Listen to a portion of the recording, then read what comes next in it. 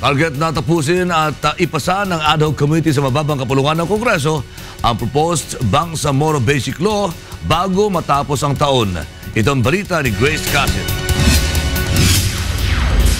Binigyan ng pahintulot ng House Leadership ang ad hoc committee na magsagawa ng pagdinig sa panukalang Bangsamoro Basic Law sa kabila ng magkakasabay ito sa deliberasyon ng 2015 proposed national budget sa susunod na linggo.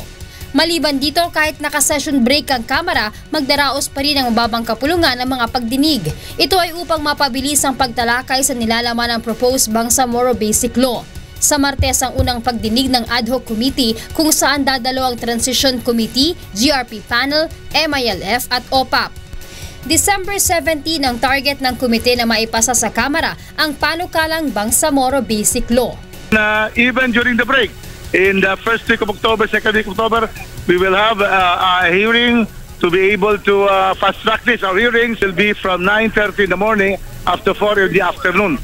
Ayon kay Cagayan de Oro Representative Rufus Rodriguez na tatayong chairman ng komite, ilan sa mga probisyon na kanilang tututukan na posibleng magkaroon ng conflict sa konstitusyon ay ang Bangsamoro Form of Government, Bangsamoro Police Composition, Bangsamoro Authority over Airspace and Territorial Sea, Natural Resources Control at Income Tax Sharing. Magtutungo ang ad hoc committee sa Maguindanao, Cotabato, Basilan, Isabela City, Marawi, Lanao del Norte at Lanao del Sur, North Cotabato, Davao, Cagayan de Oro, General Santos, Sulu at Zamboanga City.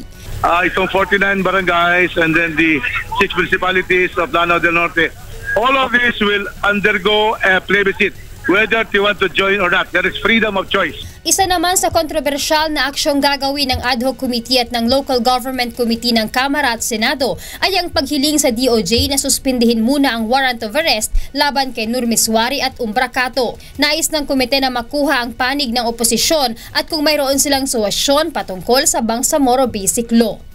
We will coordinate with the Department of Justice.